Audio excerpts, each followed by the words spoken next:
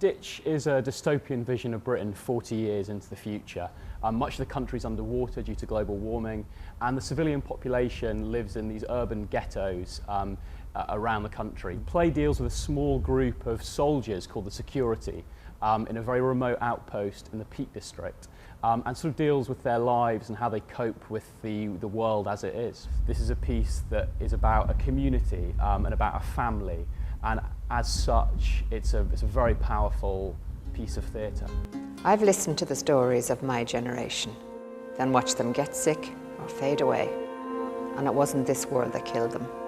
The great thing with Ditch is that it's a new writing, and we had the opportunity to work not only with the director and designer, the collaboration, but also Beth, the writer, was involved from day one.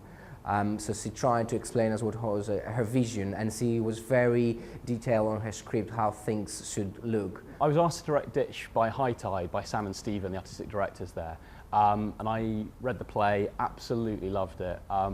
Thought it was an incredibly unique piece of writing, this new voice of Beth Steele, who'd never really come across anything like it, really. Very human, very personal, but also with this epic political quality that I think is very rare in modern writers. So all of us were very happy to introduce elements of nature. So the set full of earth, we have water, we have animals. The challenge with the tunnels is that we had to design the journey of the audience from the entrance to the auditorium, and how we're going to show them the world without being a site-specific or a promenade. The biggest challenge was the tree, actually, because I was insisting to have a real tree. I had to decide which one is appropriate and right size for us. So this has been a really challenging space to work in, very exciting but very, very challenging.